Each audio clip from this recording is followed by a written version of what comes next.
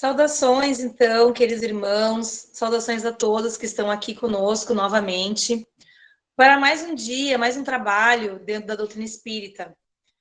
E para nos sintonizarmos com o estudo que virá a seguir, nós vamos então fazer uma pequena irradiação para justamente buscar essa sintonia. Então, eu vou convidar os irmãos a relaxarem nas suas casas, fecharem os seus olhos e fazer assim como o sol faz conosco, irradiar, mandar as nossas melhores energias em prol daqueles que necessitam.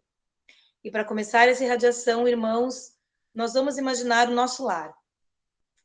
E imaginar, então, que está sendo feita uma limpeza em todos os ambientes da nossa casa. E que essas energias salutares que estamos emanando agora possa envolver todos aqueles que moram conosco. E que essa energia que passou agora pela nossa casa e pelos entes queridos que moram conosco, possa se ampliar e abranger os nossos vizinhos.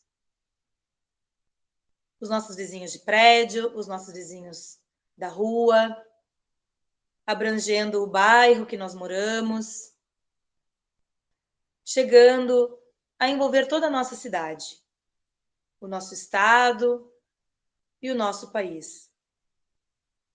E que estendamos essa energia para todo o nosso globo. Que nós possamos também agora, irmãos, pensar naqueles nossos irmãos de jornada, aqueles irmãos que se encontram desamparados, que moram nas ruas, que a nossa energia possa envolvê-los e dar-lhes força moral para que não desistam.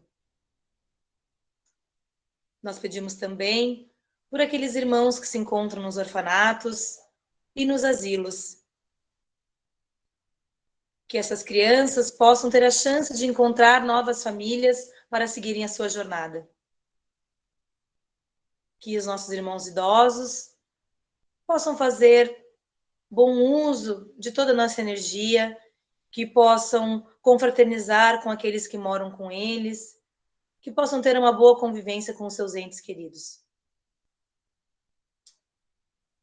Nós pedimos também pelas pessoas que se encontram adoentadas nos hospitais ou nas suas casas, que elas possam usar das suas preces, das suas forças, para pedir a Deus aquilo que lhes cabe, aquilo que lhes é merecido, para o seu refazimento físico. Também para aquelas pessoas que se encontram internadas nesse momento em clínicas psiquiátricas, que elas possam receber o nosso afeto, a nossa vibração positiva por elas, para que elas encontrem a força para superar os momentos de dificuldades.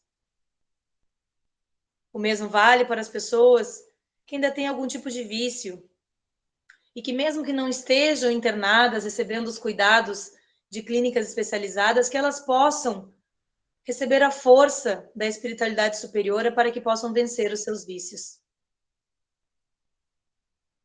Nós pedimos também pelos irmãos que se encontram vítima de obsessores, pedimos também pelos irmãos que estão obsediando esses outros irmãos, que entre esse grupo de obsessores e obsediados possa ocorrer um mútuo perdão e que os laços fraternos possam aflorar para que libertem esses irmãos dessas energias de ordem mais inferior.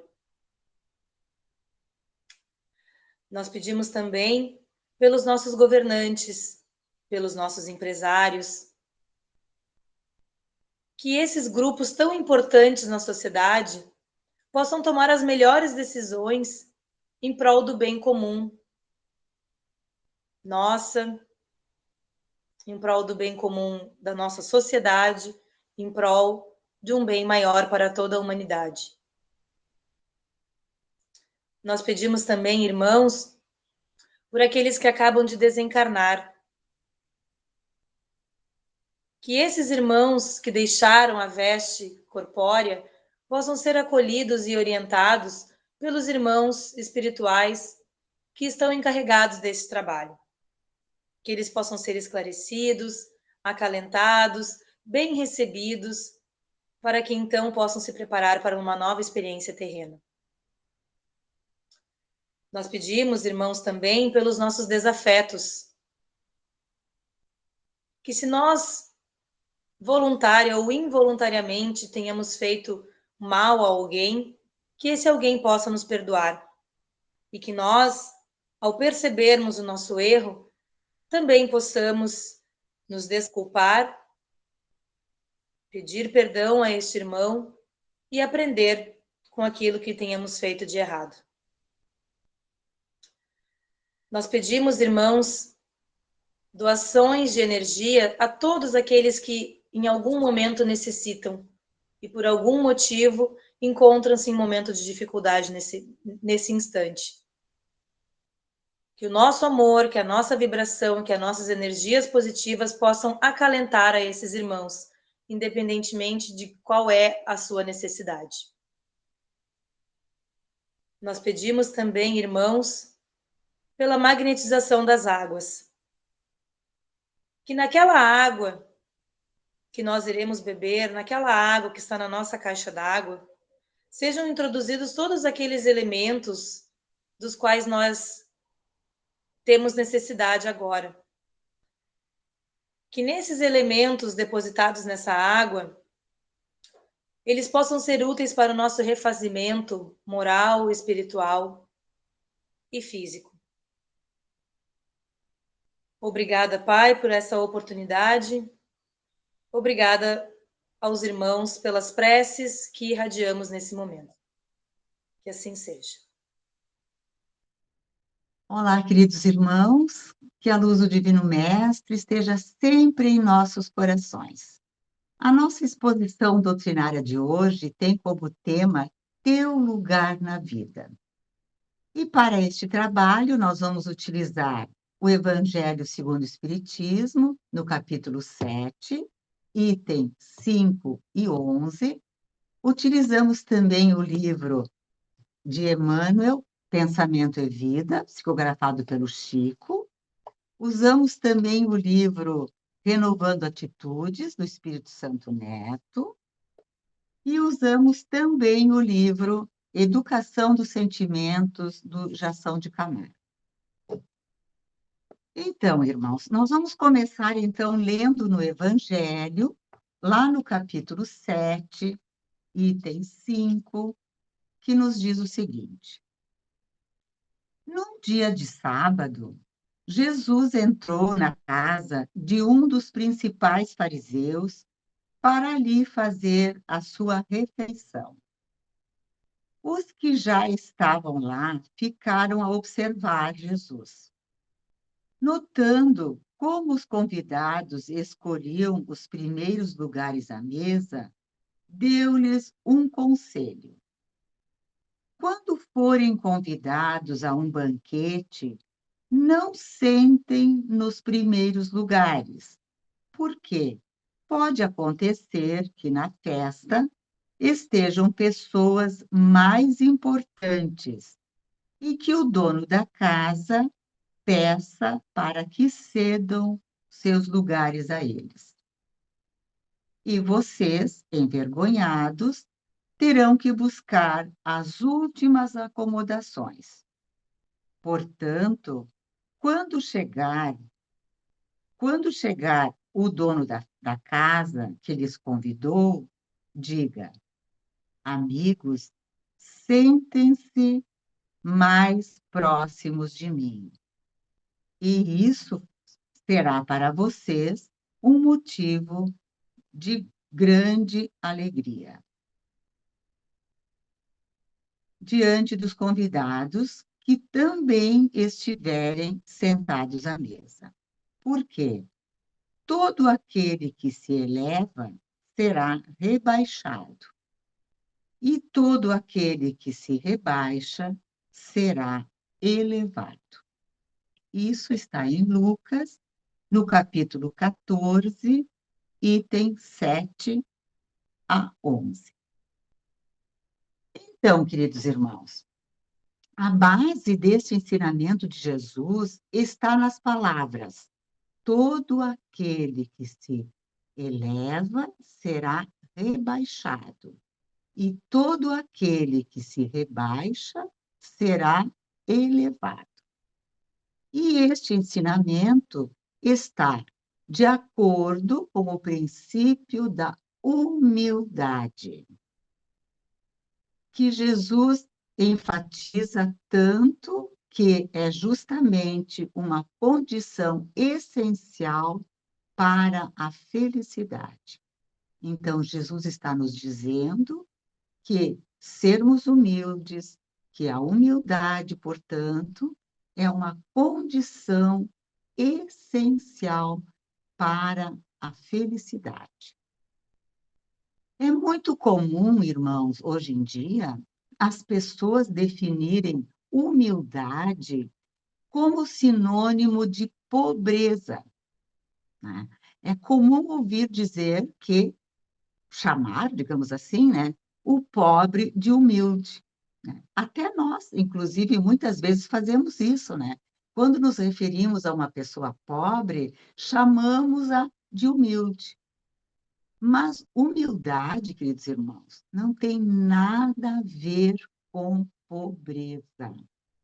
Humildade, segundo o Evangelho de Jesus, é uma virtude do Espírito. Virtude esta que se exterioriza através dos atos, das ações, das atitudes do Espírito, e não da posição social em que ele se encontra neste momento. Então, sermos humildes é demonstrar, através das nossas atitudes, dos nossos atos, o que nós estamos fazendo. E nós demonstramos através desses atos e dessas atitudes. E não é através da nossa conta bancária que nós vamos demonstrar que nós somos humildes, mas é justamente através das nossas atitudes, dos nossos atos, que nós vamos mostrar que nós somos humildes. A doutrina espírita, ela nos ensina que tanto a riqueza quanto a pobreza são provas que todos nós estamos sujeitos a elas durante a nossa caminhada evolutiva. Então, o pobre que é humilde, ele sabe aceitar a situação em que ele se encontra com resignação. Com resignação, não é com acomodação. E o rico, que é humilde, ele sabe aproveitar a riqueza para favorecer, para ajudar o próximo que necessita. Porque, acima de tudo, a humildade é uma riqueza espiritual.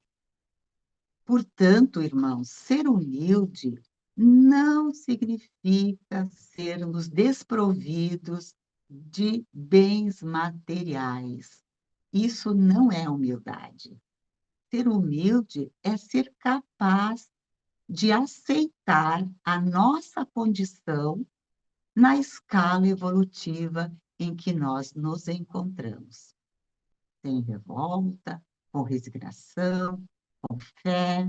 Isso é que é ser humilde, e não a riqueza, a pobreza, nossa conta bancária, a nossa situação financeira. O Evangelho nos esclarece também que ser humilde é ser corajoso. Nós vamos ver agora, então, uma lista, digamos assim, que eu elenquei dessas obras que nós consultamos para o trabalho de hoje. Elencamos uma lista, digamos assim, de atitudes que demonstram o que é a verdadeira humildade, tá? Vamos começar, então, para a primeira que eu elenquei aqui, mas não quer dizer que seja a mais importante, né? Nós temos uma lista, portanto, para analisarmos agora, que vai nos mostrar, então, vai nos dizer o que é a verdadeira humildade, né? Nós já esclarecemos que ser humilde não é ser pobre. Humildade não é sinônimo de pobreza. Então, nós vamos ver agora o que é realmente sermos humildes? O que que é a verdadeira humildade? E uma delas, então, segundo as nossas obras, é sermos corajosos diante dos reveses da vida. O que que seriam os reveses da vida? São aqueles problemas que se apresentam na nossa vida, né? Que pode ser uma doença, pode ser a perda do ente querido, pode ser uma perda financeira, pode ser uma perda de emprego, enfim, nós todos sabemos, já passamos por muitos reveses, né?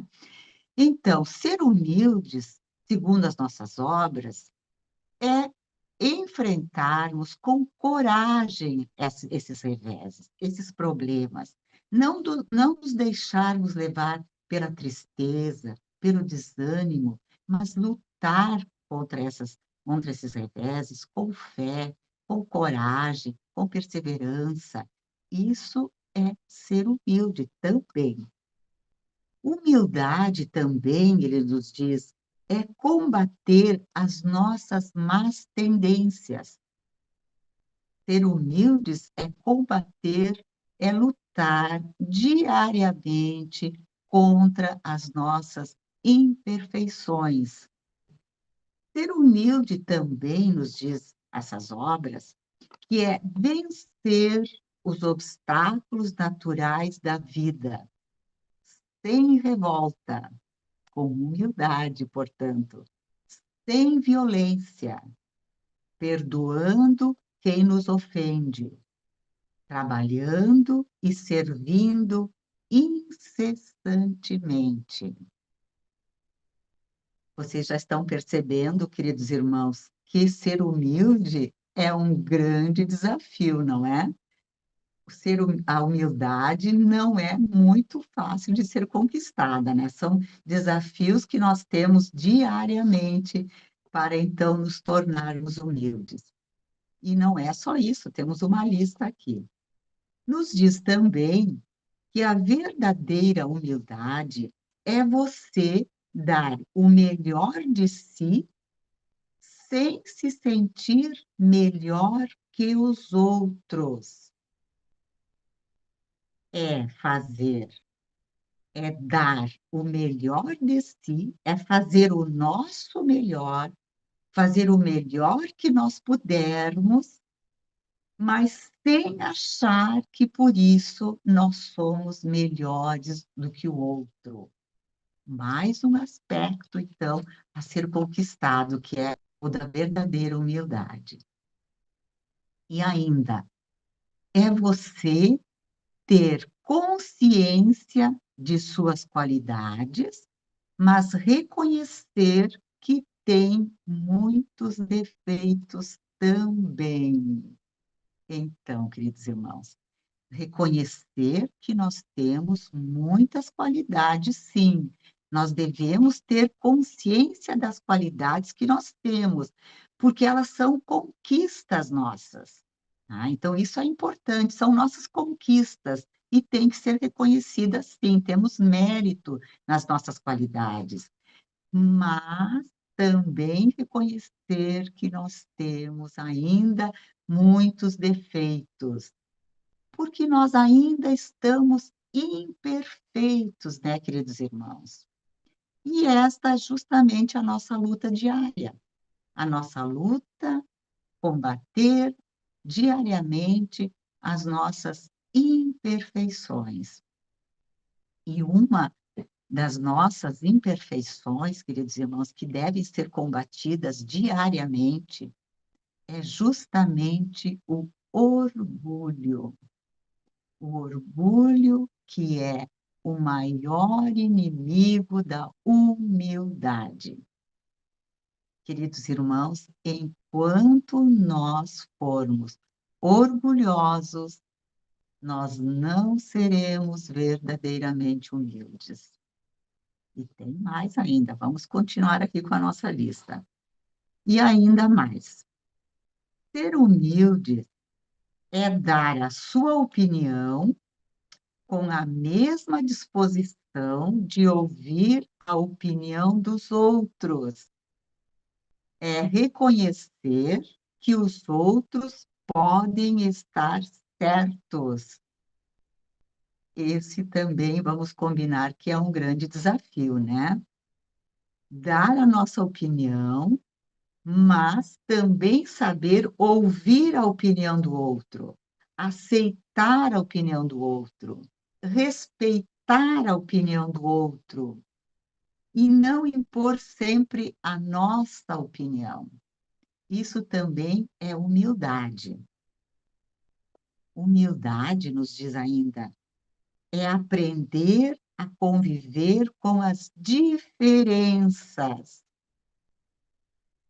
conviver e respeitar o nosso irmão que é diferente de nós, mas que também é filho de Deus, que é nosso Pai Criador, portanto, é nosso irmão.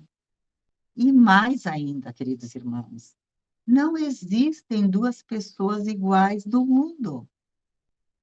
Cada um de nós é um ser único. Nós podemos ser parecidos com os nossos filhos, com irmãos, com os pais, mas nós não somos iguais. Cada um de nós é um ser único. Portanto, todos nós somos diferentes uns dos outros. Alguém, por acaso, já viu duas digitais iguais? Isso é uma prova que nós todos somos diferentes uns dos outros. E humildade, então, é conviver e respeitar as diferenças, né?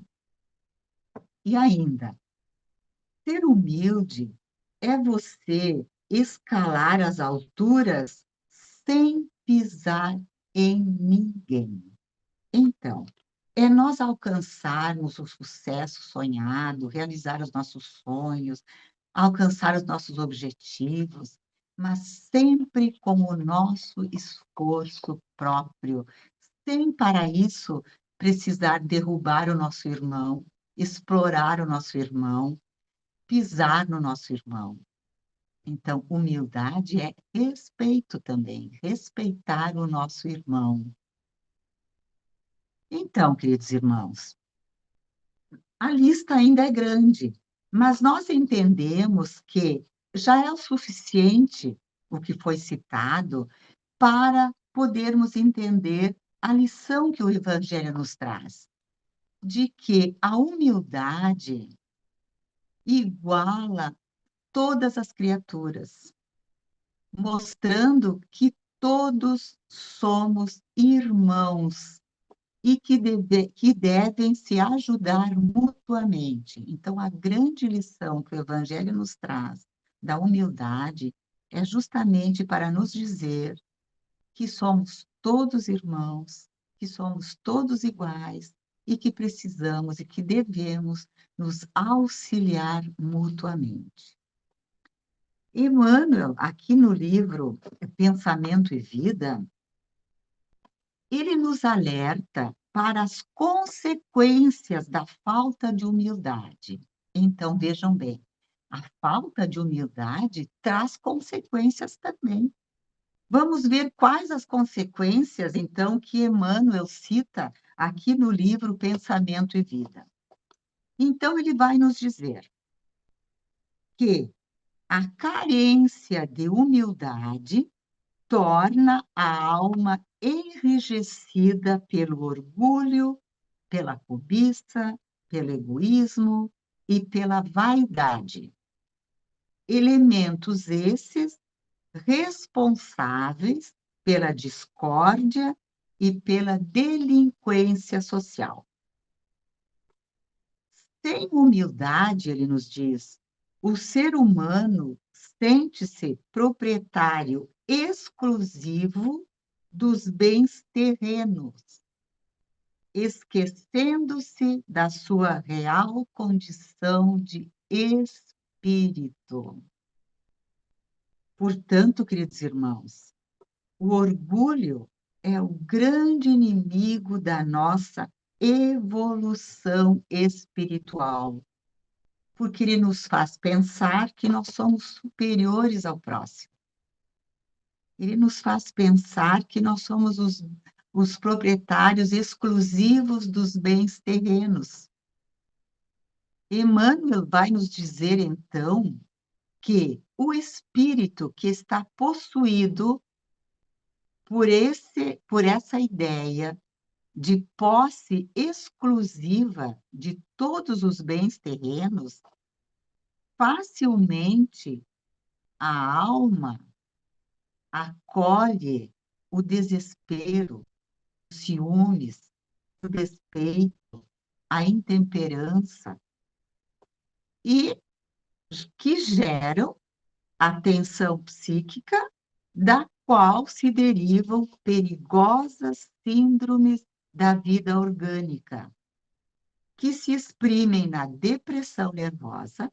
Então, vejam bem o que pode acontecer quando não se tem humildade, quando existe a falta de humildade, quando nos achamos proprietários exclusivos dos bens terrenos, quando nos achamos superiores aos outros, nós vamos adoecer, porque esse desequilíbrio orgânico, esse desequilíbrio psíquico também e orgânico, vai produzir no nosso corpo físico, vai se exprimir, vai se expressar através da depressão nervosa, do desequilíbrio emotivo, da disfunção celular e dolorosos conflitos passionais.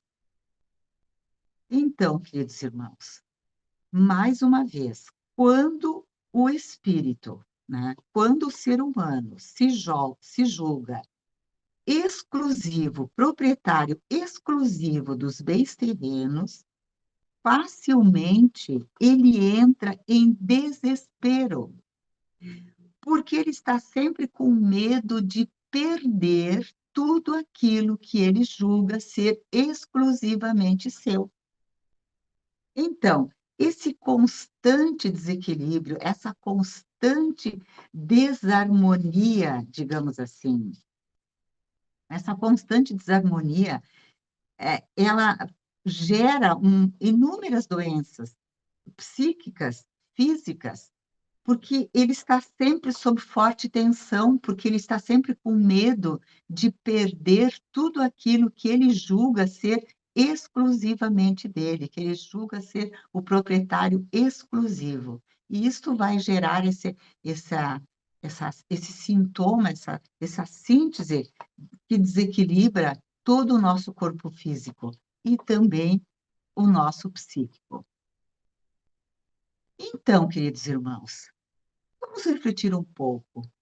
E nós, queridos irmãos, em que situação nos encontramos hoje? Será que nós ainda estamos na ilusão de que somos os melhores? Será que nós ainda estamos na ilusão que nós merecemos sempre os melhores lugares? Será que nós ainda estamos naquela ilusão que nós temos sempre a razão em tudo, queridos irmãos? Ou nós já estamos lentamente nos despojando de toda essa ilusão, de toda essa fantasia, de todos esses enganos, e já estamos, então, encontrando o nosso verdadeiro lugar na vida, que é justamente nos conectarmos com a verdadeira e autêntica humildade. Vou deixar essa reflexão para vocês, para que cada um, então, possa saber encontrar o seu verdadeiro lugar na vida, se já está vislumbrando essa possibilidade, ou se ainda é preciso muito trabalho ainda, muito esforço. E para encerrar as nossas reflexões de hoje, vamos ler um parágrafo que está lá no livro Pensamento e Vida, lá no item 24 deste livro. Emmanuel vai nos dizer que cultivar A humildade é avançar para a frente sem prender-se. É projetar o melhor de si mesmo sobre os caminhos do mundo.